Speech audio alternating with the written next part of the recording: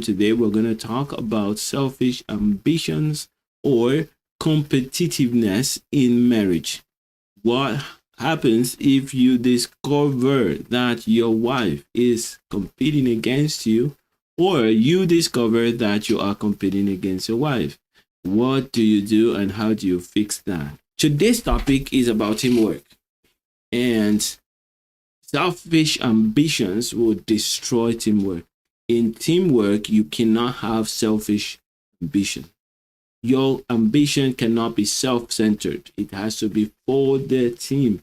And a lot of people struggle in their marriage as believers because they are making plans like people who do not belong to God, as if they own themselves. And if you're in a marriage where your spouse, your wife, is wanting to do something for herself and you are doing for yourself, you begin to compete against each other.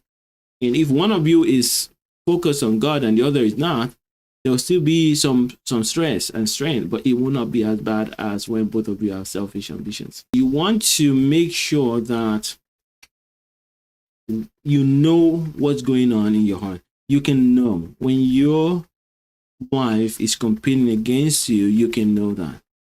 And you can also know when you are not feeling good, when she's doing better. So some of the symptoms will be when she is being promoted at work or she's bringing more money home, you find yourself beginning to think of ways to get more. So if she is, not because you just think your family wants more, but somehow you feel that if she's making more money, you must make more than her. There's nothing wrong with making more money. However, the motivation should not be because she's making more.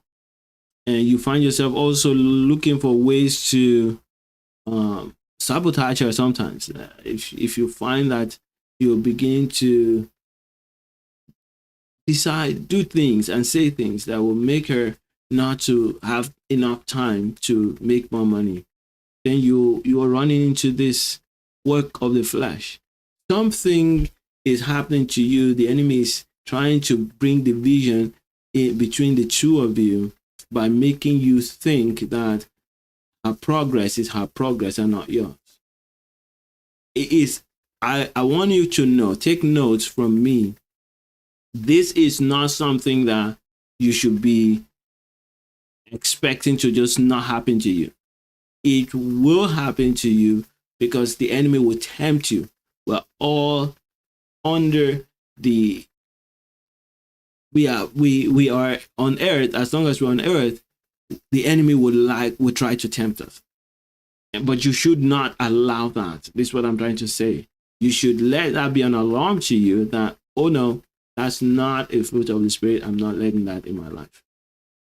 So you find yourself that whenever you're doing anything with your spouse, with your wife, you don't want them to do better than you.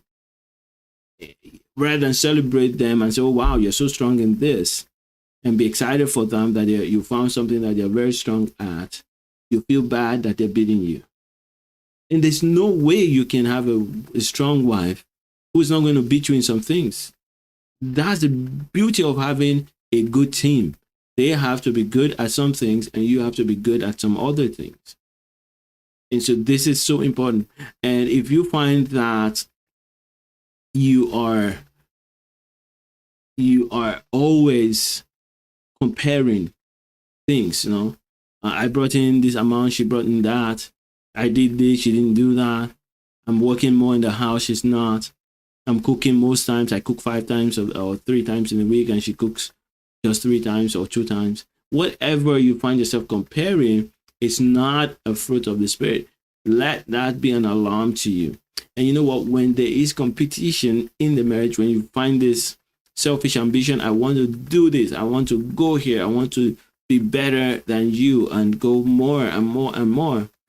When you find that's happening, you will begin to drift apart. Because when there's a team and one member of the team is just looking for how they will outshine the team, you begin to separate the team and weaken the team. The reason why we work in the flesh is because we've been hurt. The reason why we operate by the flesh is because we've been hurt. And if that hurt continues, we find ourselves feeling insecure when somebody else is doing very well around us. And they don't need to say you're down. Your wife doesn't even need to look down on you before you start looking down on yourself. Of course, some women speak down on their husband as long as they're earning more than them. They begin to say, you're not working. Why are you so lazy? They say those kind of words, and it can hurt. It can hurt a man. And you may be tempted to go in your flesh to respond to her so that it hurts her too. We've talked about that in other works of the flesh. You don't want to hurt her. You want to let the fruit of the Spirit come up and help you. But you will not be able to do that if you're not healed.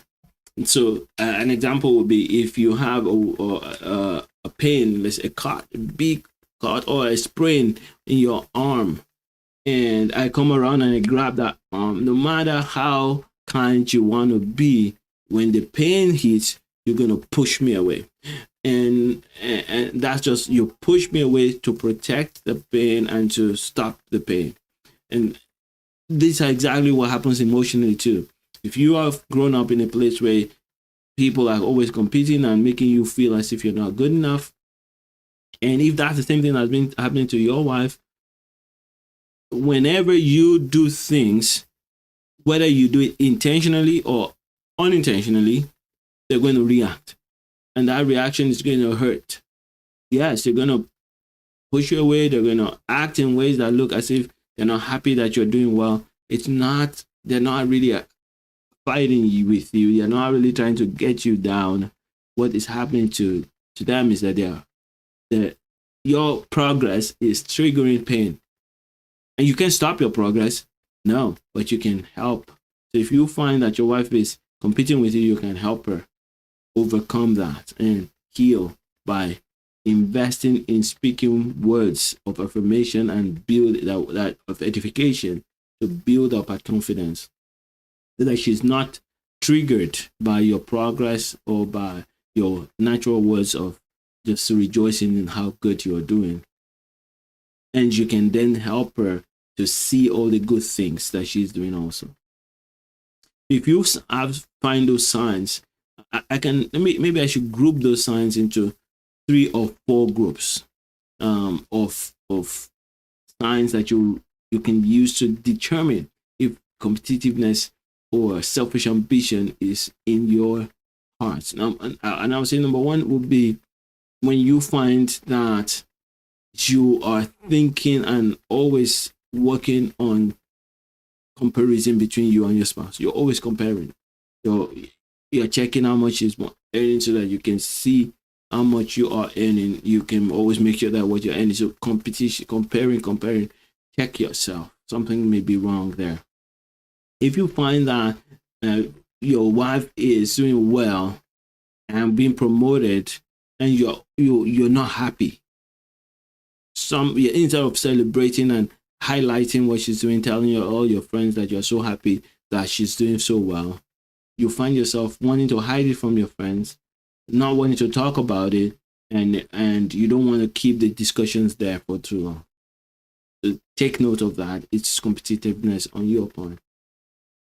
If you find that when she's not doing well or something bad happens at work, you are quick to point fingers to why it's not working, and you find yourself secretly rejoicing, then you are in trouble. The enemy is trying to put a wedge between you and your wife, and you are not working in the spirit. Of course, you are working in the flesh, and the work of the flesh, selfish ambition, is coming up. I call it selfish ambition because when your team is going down, you're supposed to feel bad that it's going down. You're not bad, but be concerned that, we need to work on this so that we can move forward. And if you're not, then it means your ambition is self-centered. You just want to look good. And it's normal. Many times I've said it here. You married your wife because you like the way she look up to you, and you want her to do the same. I am like that too. I want my wife to always look up to me, and she also would like me to respect her and look up to her in areas that she's good. And so when you find that you are secretly being happy and satisfied that your wife is not catching up and it's not doing as well, then you need to check that. Quickly go to the Lord and say there's something wrong. It could be in ministry. It could be in parenting. It doesn't have to be in work, at work or career. There are several different ways that this can show up.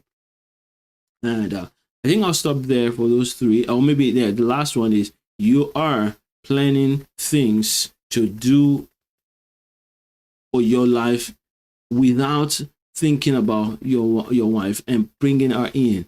So you're hiding stuff. You're hiding your failures. Yes, you're hiding your failures. You're also hiding your projects because you don't want her to know it and do better than you, or you are afraid that if she sees your weaknesses, she would know that you're not as good as you claim to be. Any of these four things, you find them in your life. That's competitiveness. It's what the scripture is talking about, selfish ambition or rivalry. Once you find these tendencies, it's an alarm that you are not walking in the spirit. So it's what the enemy meant to destroy your marriage, but we want to turn it around to become a tool for you to say, you know what, I need to go back to the Lord and walk in the spirit so that this work of the flesh will be destroyed in my life. And when God begins to work in your heart, this is what you want to be doing. You want to be building your goals together. You want to be highlighting the strength of your wife so that you can work together to achieve one goal.